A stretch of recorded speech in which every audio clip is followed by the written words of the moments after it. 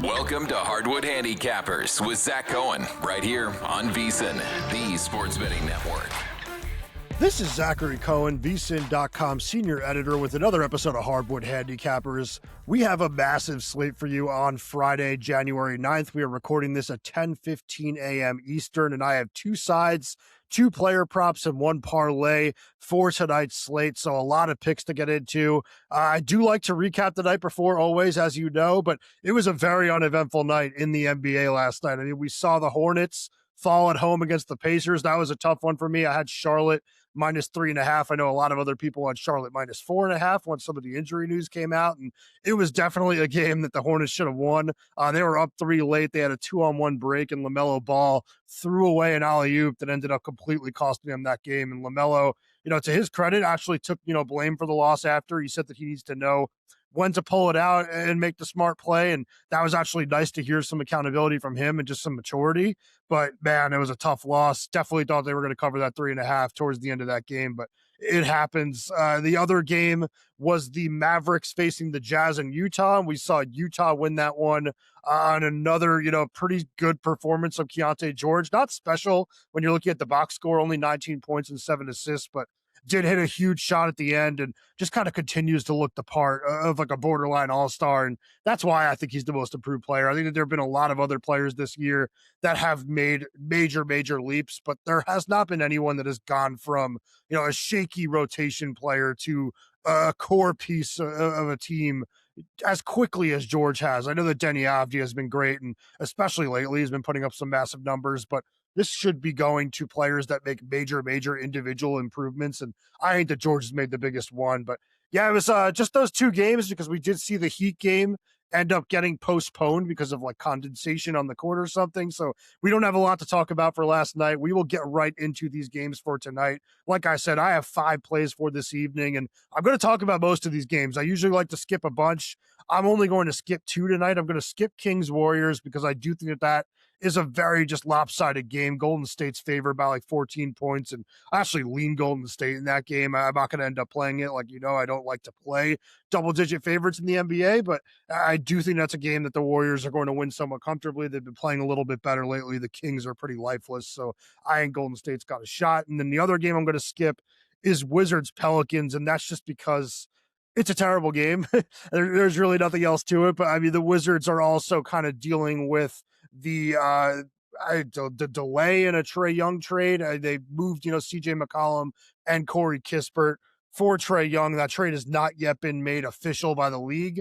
I don't know what they're doing. Maybe they're waiting for physicals. Maybe they're waiting to try to get a third team roped in. I know that the Hawks are interested in Anthony Davis, but it has not gone through yet, which means no McCollum for the Wizards tonight. Kispert was already injured, but it's just not a game that I really have a strong feeling on. I mean, I do have the Pelicans as a minor lean if you're like desperate for something there, because I do think that New Orleans should be able to handle a team that's completely depleted when looking at the rotation. I mean, losing a player like McCollum, it shouldn't be, devastating for a team in 2026, but when you are a team that lacks depth, it definitely hurts. So I would say the Pelicans find a way to get the job done on the road. I think they're a little bit more talented, but don't want to get too much into that game. And I'm not going to talk about Raptors Celtics now, but I'm going to talk about it later because the Celtics are probably my favorite money line, parlay anchor for this evening, and I will just kind of loop it in with one of the games later. So you are going to hear me go in order with these games, but I'm going to skip Raptors Celtics for now and get to it a little bit later. So we're going to start with the 76ers at the Magic tonight. This is a game where the 76ers are 3.5-point road favorites. Totals 226.5. And this is a game where I actually took Philly on the money line at minus 145. I just kind of think the injury report looks a little bit better for the 76ers, which is not really something you'd ever expect to say, but Kelly Oubre Jr. is back for Philly.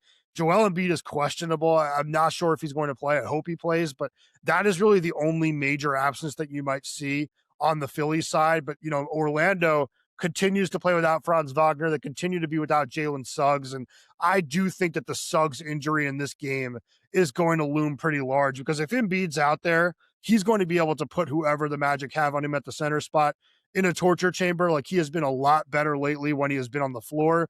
But even if he's not out there, not having Suggs and his elite perimeter, defense at the point of attack to defend guys like Tyrese Maxey and VJ Edgecombe just feels like a huge absence. And I know Orlando has some other capable defenders out there. I like the way Anthony Black defends, but just not having Suggs' toughness and physicality is really going to hurt. And this is also a Sixers team that is 29-12 straight up as road favorites under Nick Nurse. They've also won 4 of their last 5 games, and over the last 15 games, they're 9-6 with a plus 3.1 net rating.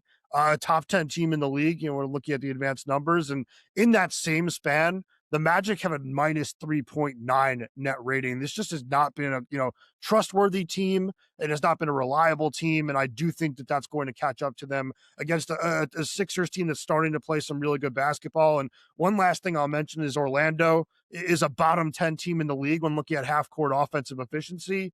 Philly's a top 10 defense in the league in half-court efficiency. So I just think it's going to be a slog for the Magic, and I do think that the Sixers are going to be able to create even against a Magic team that I think is pretty solid defensively. The next game on the list that I want to talk about is the Clippers at the Nets. Clippers laying 4.5, totals 215.5.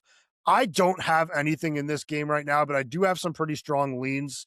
I really think this is a game that the Clippers should handle their business. The only reason I'm not actually taking it is Kawhi Leonard is questionable. And this is a Nets team that has been really solid defensively lately. And I do think that without Kawhi, it would be a little bit difficult for the Clippers to kind of generate the types of looks that they need to generate against a team that has been dialed in on defense. So I think you need to have Kawhi out there to make this play on LA.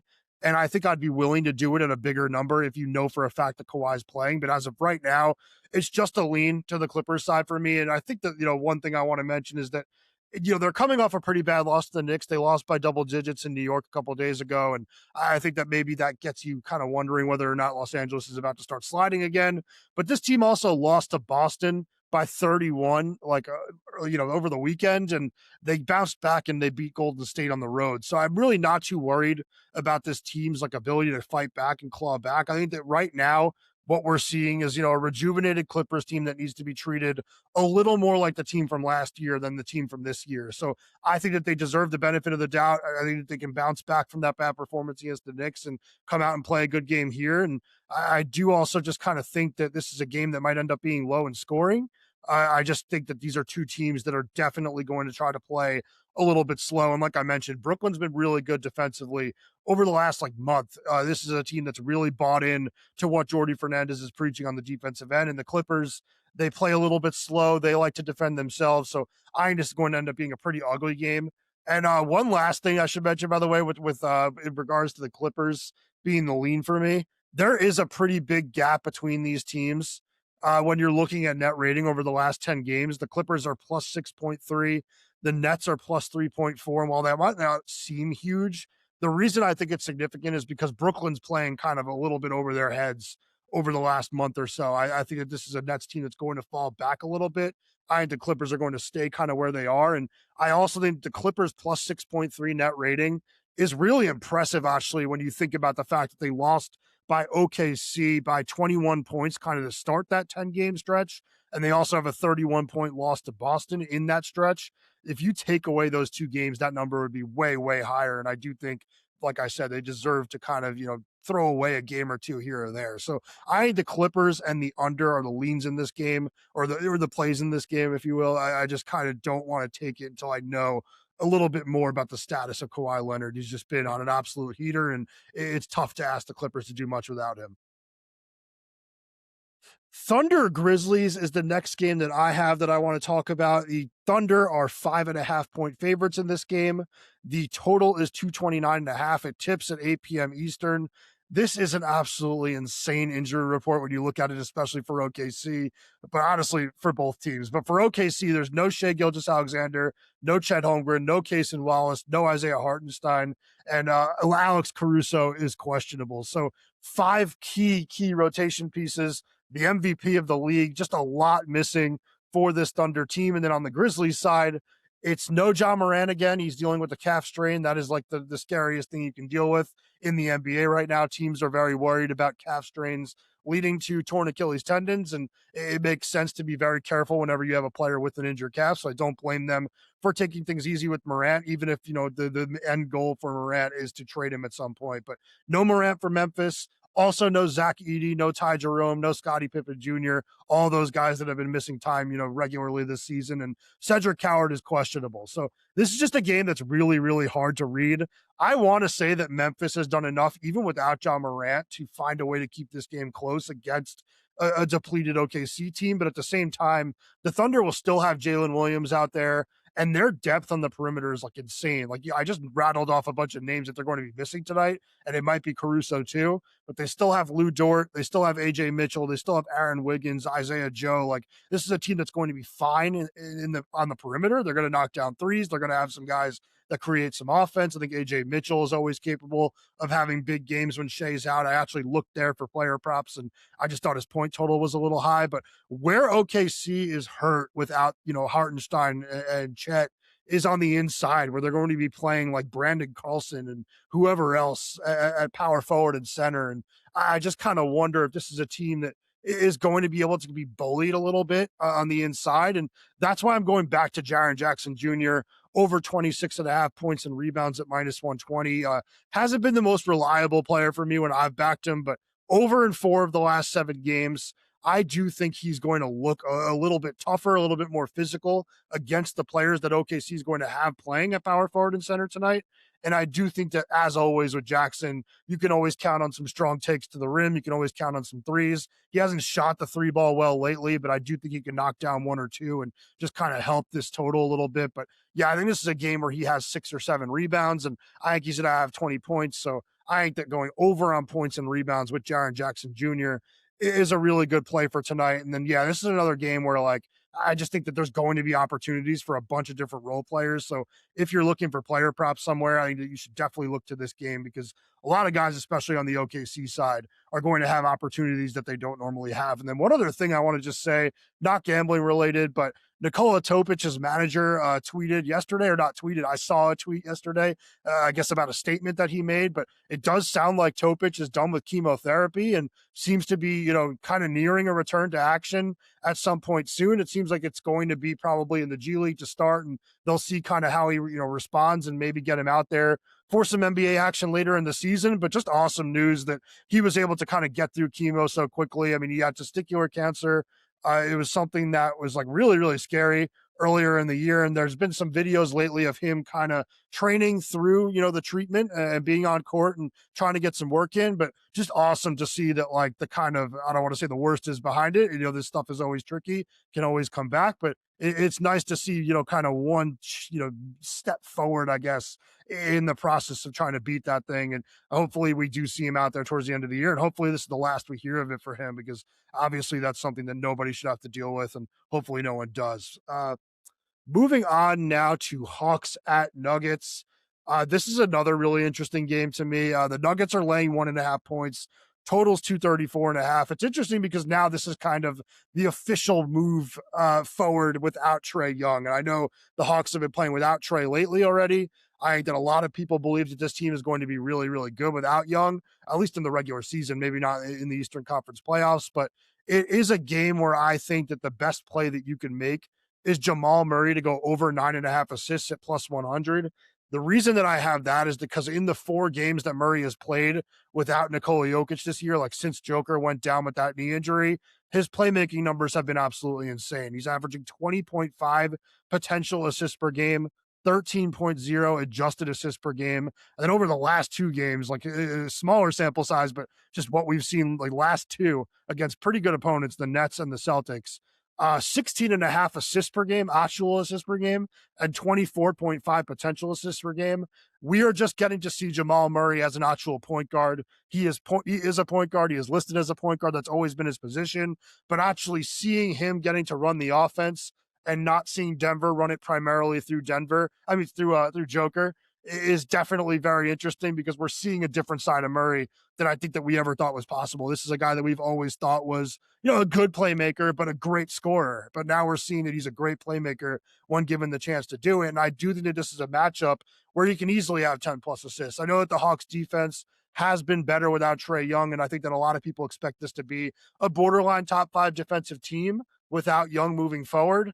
But like the entire season's body of work says that only 4 teams in the NBA are giving up more assists per game to opponents than the 27.8 assists per game that the Hawks are allowing. So this is a team that does allow players and guards to rack up assists. And I still think that there are some defenders in this rotation that are a little bit careless, with Jalen Johnson being one of them. Like I always said, kind of when you kind of throw shade at Young's defense, like you have to do it at everybody else that isn't playing great defensively. And I think that Johnson was just as bad as Young defensively, which is crazy to say for a player with his size, length, and athleticism, but he falls asleep off the ball a little bit. He doesn't seem that active as an on-ball defender. And I just think that there's going to be ways for opponents to kind of now pick apart the Hawks defense. It's just going to look a little bit different. And, it's going to look like, they're going to have to look at some film and see what this Hawks team is without Trey. And now that they know that Trey's not playing, it's a little bit easier to scheme for a Treyless Hawks team. And I think that, Atlanta is going to be a little bit worse than people think without him. And I do have a lean on the Nuggets in this game. I think that, if Christian Brown, Aaron Gordon, Jamal Murray are all out there, even with no Joker, no Valanciunas, I think this is a game that they should find a way to win at home. It's just such a tough place to play. And like I said, I'm not as high on Atlanta as other people are, even without, without Trey and, with, some of the, better numbers that they've had with Trey off the court this season. Head into the new year with a smarter betting strategy powered by VSiN Pro. Join VSiN Pro and get instant access to everything you need to make informed bets every day. Sign up now and get daily best bets from VSiN hosts and guests, real-time DraftKings and Circa betting splits, AI-powered prop tools and matchup analysis, 24/7 video and full show replays on the VSiN Watch app, plus expert picks and prop data through the NFL and college football playoffs. Get started today for just $9.99 or save 50% with an annual plan. Start betting better today at vsin.com/subscribe. That's vsin.com/subscribe. The next game that I have that I want to talk about, I do think this is a sneaky game of the night contender, is the Knicks at the Suns. Knicks laying 1.5 points. The total is 228.5. This game tips at 9 p.m. Eastern, and in some ways, this is a Zach Cohen bowl. If you actually care about who I root for, I am a Suns fan. Used to be a Knicks fan. I moved from New York to Phoenix like 5 years ago during COVID, and about 3 years before that, I had started rooting for the Suns because I had been sick of the way that the Knicks were running their organization. And now I absolutely despise New York and I love Phoenix, and my friends back home in New York absolutely hate that. And they love to give me crap for it, but that is just the reality of my life right now. So this is a game that I really want the Suns to win a little bit more than I want normal ones to win. And I think that, hopefully there's not too much bias bleeding through when I talk about this one, but I do think the Suns are an interesting play in this game. It's not an official play for me. It's a lean, and I wouldn't even say it's a strong one, but I do think that this game sets up pretty well for Phoenix to win outright. This is a game that they can absolutely win in Mortgage Matchup Center. So the reason that I like it is the Knicks are without Josh Hart again. That is a player that I think is so important to their identity. This is a New York team that has just been terrible defensively without him. I mean, over the last 10 games in general, this team is the third worst team in the NBA when looking at raw defensive rating. And I just think that Hart being out is a big part of that. He's a really good perimeter defender. He's a really versatile defender and also good on the glass. So, can keep opponents off the glass, helps, the Knicks keep teams from kind of racking up offensive rebounds. And just over the last 10 games in general, not even looking at defensive rating, the Suns are 7-3 with a net rating of plus 7.8. That's the third best mark in the entire league. In that same span, the Knicks are 5-5 with a net rating of minus 3.7, 21st in the NBA. So this is a Phoenix team that's playing some much better basketball than New York right now. And I think that the natural reaction here might be to think that, Jalen Brunson and Karl-Anthony Towns and then in these Knicks will be able to kind of dominate in a half-court setting because of how special Brunson is offensively. And there's a chance Brunson puts up huge numbers in this game, but Phoenix is number 6 in the NBA in half-court defensive rating. And I do think that that's going to be a factor here. So the Suns are very, very organized defensively, and they're very organized in general. Like Jordan Ott is one of the best best coaches in the entire NBA right now when talking about X's and O's, motivation, everything. I just think that this Suns team is not perfect on the offensive end of the floor, but they are great defensively, and offensively, they're going to scheme up something to take advantage of a New York team that is absolutely terrible on the defensive end. So I think this is a really, decent spot for the Suns, and I do think it's a game they win. The reason that I have some pause is that, I do think New York looked a little bit better in their win over the Clippers at MSG the other night, winning by 12. And I do think that over, kind of like looking at the big picture, I do think the Knicks are a better team than the Suns. So like, it wouldn't be crazy to me if the Knicks won. I just do think that with Hart out and given kind of the recent form of these two teams, the spot kind of lends itself to Phoenix. But yeah, it's not enough for me to actually get in on the Suns. Another game I want to talk about, one that I actually do have a play in, is the Rockets at the Trailblazers. This game tips at 10 p.m. Eastern. The Rockets are 6.5 point favorites, totals 221.5. And I am actually going right back to a play that I had the other night where I took the Blazers plus 7.5. I bought up a little bit to minus 127. I was able to buy up to plus 7.5 at minus 126 tonight. And I just don't really see any reason why this spread hasn't moved down a little bit. I think it should have gone to around 5.5 or so. So I think you're getting decent value with the 6.5. The reason I bought to 7.5 is because I got it at a better price. And that is a key number in the NBA, as I've talked about here before. But this is another game where the Rockets are going to be without Alperen Şengün. I mentioned it last time I talked about this game. I'll mention it again. Şengün is one of the best offensive players in the entire NBA. He's one of the true kind of like playmaking hubs that you have in this league, like a big man that you could run offense through and just kind of dump it into him and know that a good shot's going to get off, whether that's him creating in the post and scoring for himself at the basket or him finding a teammate for an open three or finding a cutter for a dunk or something. He is a great, great playmaker and a great scorer, and just not having him against a Blazers team that is pretty solid defensively feels like it's going to be a massive loss. And we just kind of saw it last game. I mean, Kevin Durant played a really good game in a loss in Portland. It was a 103-102 win for the Blazers, and Durant just doesn't have a lot of help offensively when Şengün's not out there. And I do think that the Blazers can do a little bit better defending Durant than they did the other night, especially with, a couple days to sit on it and look at some film. And I don't know that the Rockets are going to have an answer for Deni Avdija again. The guy scored 41 points and looked just, unstoppable attacking downhill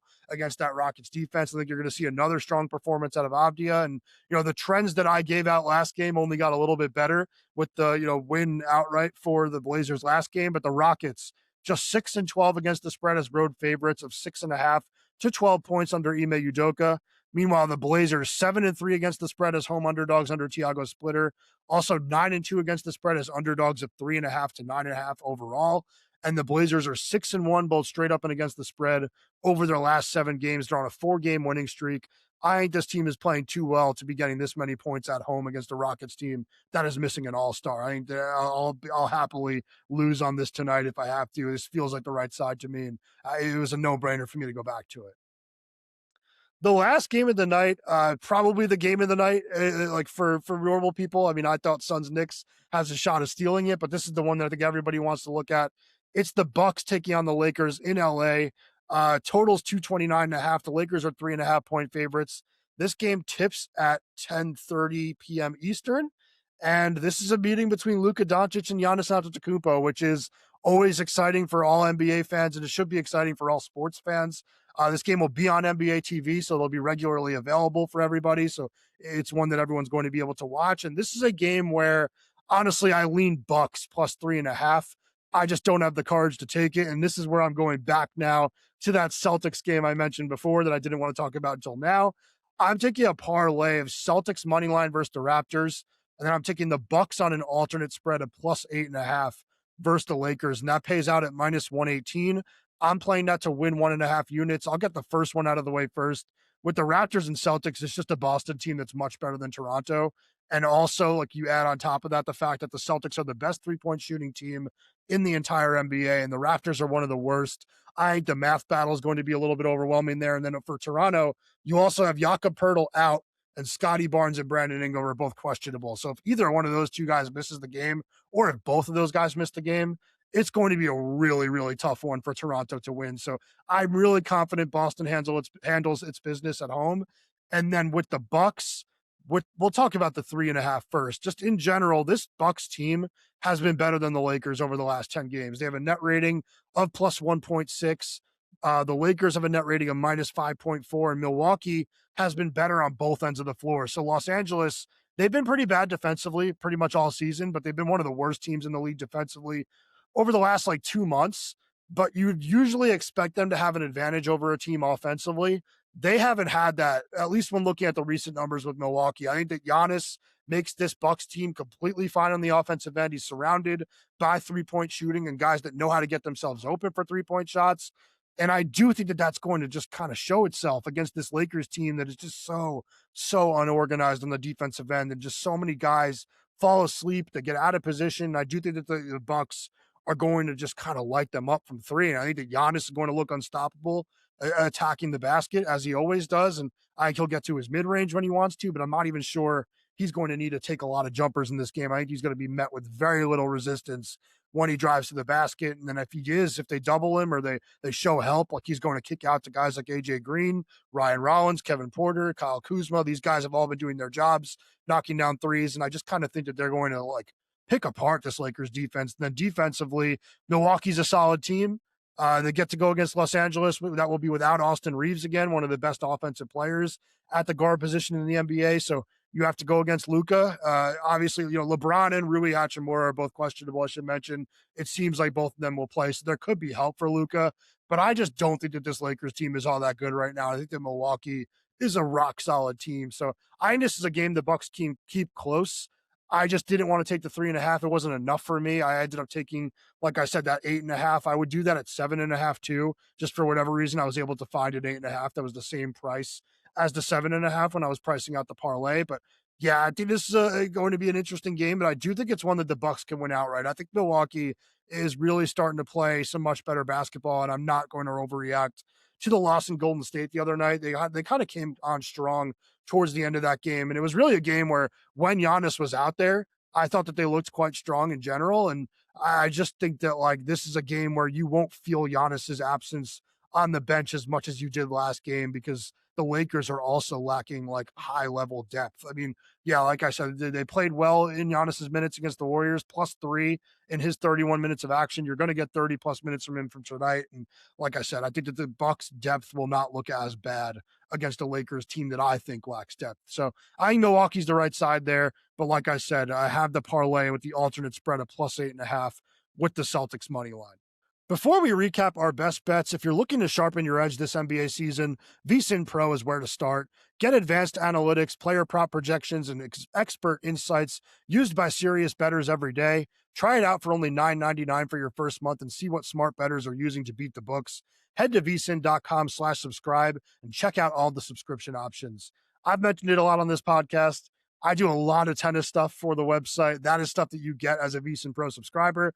We have the Australian Open coming up, so I'm going to have a ton of content for that, whether that's tournament previews and futures or daily best bets. You'll have it all from me, and I'm already throwing picks up on the Pro Picks page. So if you are a VSiN Pro, you're getting my tennis picks, and I'm up actually over 100 units in tennis over the last 3 years. I never thought I'd be able to say that, but it is a sport where I do feel like I have a bit of an edge. So if you like tennis, or if you just like betting in general and are open to watching tennis, I think that, the VSiN Pro subscription is worth it for that alone. But then you also get all of the work from all of my talented colleagues. We're doing a ton right now for the college football and NFL playoffs. The shows are just covering college football and NFL all day. And, MLB is right around the corner. My boss, Adam Burke, managing editor of VSiN.com, does as good of a job with the MLB as anybody on the planet, I think. So I really think that this is a great time to jump in on the subscription. $9.99 for your first month is an awesome deal, but also, getting 50% off the annual is also a great deal. So definitely head over to VSiN.com and check out what we have to offer. But